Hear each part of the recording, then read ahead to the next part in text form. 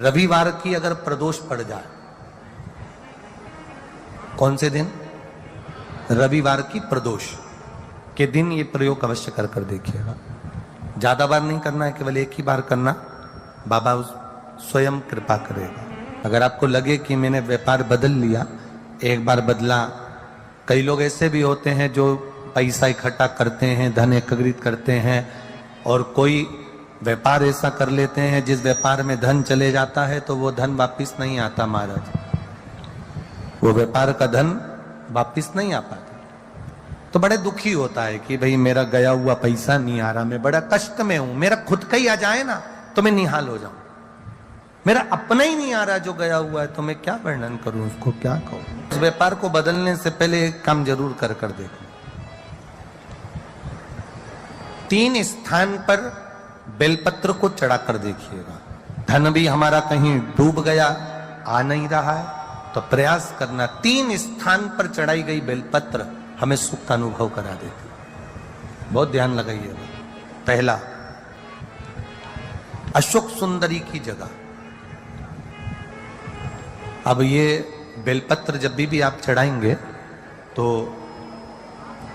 रविवार की अगर प्रदोष पड़ जाए, कौन से दिन? रविवार की प्रदोष के दिन ये प्रयोग अवश्य कर कर देखिएगा। ज्यादा बार नहीं करना है, केवल एक ही बार करना, बाबा स्वयं कृपा करेगा।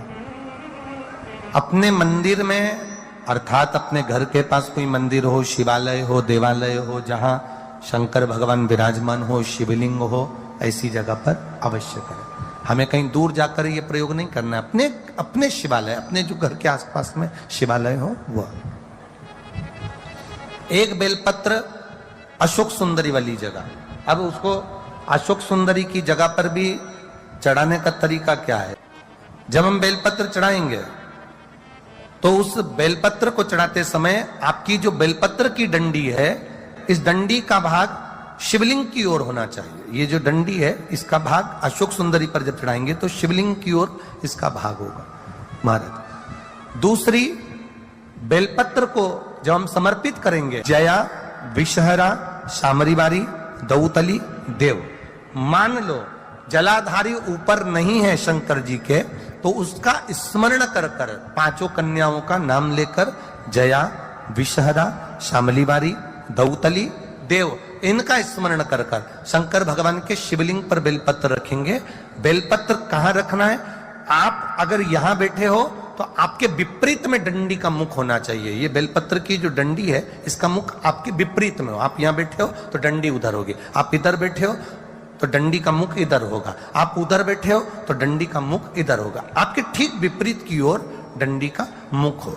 ये 2 जगह बेलपत्र समर्पित करने के बाद तृतीय बेलपत्र शिवलिंग की जो जलाधारी है, जहां पर भगवान शंकर का शिवलिंग रखा है, वहां स्पर्श कराकर, केवल छुआना है, स्पर्श कराकर बेलपत्री के पेड़ के नीचे ही कोई कंकर हो, कोई शंकर हो, या कोई मिट्टी का ढेला हो, नी हो, तो वहीं मिट्टी को थोड़ी सी ऊंची कर कर एक बेलपत्र बैठकर इस बेलपत्री की डंडी जड़ की ओर, मतलब जो वृक्ष होता है उस ओर इस डंडी का मुख होना चाहिए। ये 3 रविवार के प्रदोष के दिन शंकर भगवान पर चढ़ाई गई बेलपत्र से हमारा गया हुआ धन भी पुनः आने का रहता है, और हमारा जो व्यापार बार बार बंद हो रहा है, शिव की कृपा से एक बार चालू तो चालू हो ही जाता है।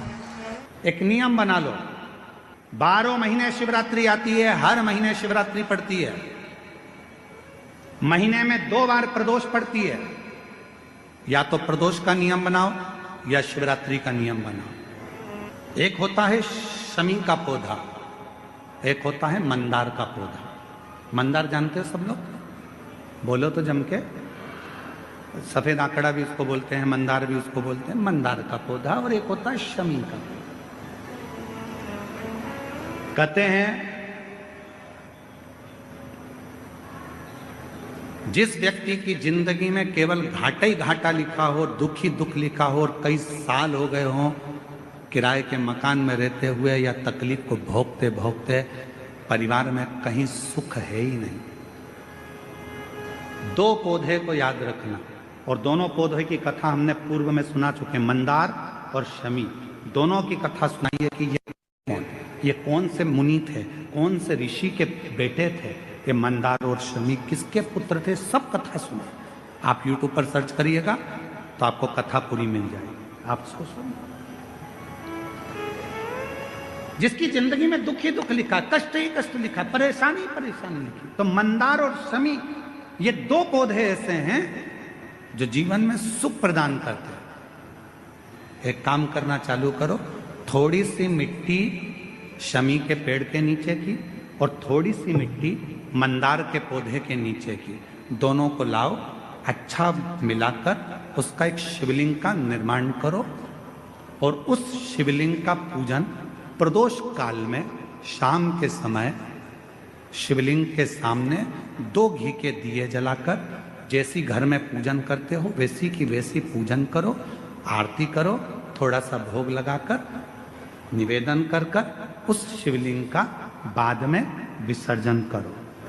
5 या 7 प्रदोष कर लो या 5 या 7 शिवरात्रि कर लो, आपको किसी के आगे हाथ नहीं फैलाना पड़ेगा। मेरा देव अधिदेव महादेव स्वयं भंडार भरना प्रारंभ कर, स्वयं शिव भंडार भरेगा। मंदार और शमी के वृक्ष के नीचे का वो फल होता है जो सुख देगा, जो सुख देगा।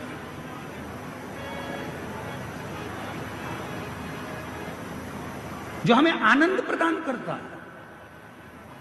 मंदार मतलब आप लोग जानते हो, वो सफेद आंकड़े की जो जड़ होती है, आंकड़ा होता है, उसके छोटे छोटे फूल होते हैं मंदार के, भगवान शंकर को चढ़ते हैं। और शमी की पत्ती तो आप लोग जानते ही हो, शमी का पत्र, इसके पौधे के नीचे और उसके पौधे, इसका वृक्ष और उसके वृक्ष के नीचे की थोड़ी थोड़ी मिट्टी प्रदोष काल में, या तो प्रदोष हो या शिवरात्रि हो, दोनों को मिलाकर उसका शिवलिंग बनाकर उसकी आराधना, उसकी। शिव महापुराण कह रहे शमी का वृक्ष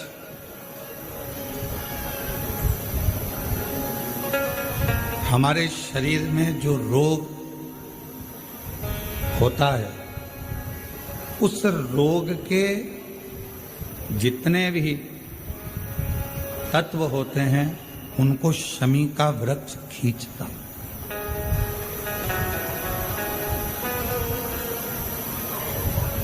कल एक बहन ने प्रश्न किया कि गुरुजी, आपने कहा कि शमी का जो वृक्ष होता है वो बड़ा हो जाता है, बड़ा होने के बाद उसको घर में नहीं रखते, छोटा पौधा, छोटा सा पौधा घर में रख सकते, और वो छोटा सा जो पौधा है उसको तो हम घर में रख सकते हैं, पर वृक्ष, शमी का वृक्ष जितना बड़ा होता चले जाता है तो उसको घर से अपन रखते नहीं, उसको फिर कहीं बगीचे में या कहीं एकांत में या जहां उसकी जरूरत है वहां उसको लगा दिया जाए। गणेश पुराण में एक बात आती है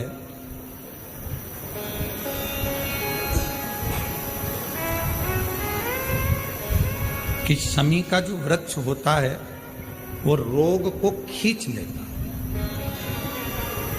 बीमारी को खींचता, तकलीफों को खींचता, दुख को खींचता, शरीर के रोगों को वो खींच लेता। तो शिव महापुराण की कथा में और गणेश पुराण की कथा से एक बात सीखने को मिलती है कि पौधा छोटा रहेगा तो आप उसका पूजन भी कर सकोगे, पत्ते भी ले सकोगे, शिवजी पे भी समर्पित कर सकोगे, और घर के अंदर यदि कोई तकलीफ में है, कष्ट में है, तो उसके दुख को भी वो खींच ले, उसके कष्ट को भी वो खींच ले, उसके कष्ट को, उसके दुख को खींच लेता है, उसके कष्ट को, उसके दुख को वो खींच लेता है। पर जैसे ही शमी का पौधा बड़ा हुआ, शमी का वृक्ष बड़ा हुआ, और उस वृक्ष के इर्द गिर्द से अगर निकल कर जा रहा है, शमी के उस वृक्ष के आसपास से इर्द गिर्द से अगर कोई निकल कर जा रहा है, तो उसके भी रोग को वो खींचता है, उसके भी रोग को वो खींचता। तो हमारे यहाँ सनातन धर्म में सर्व जगत के हित की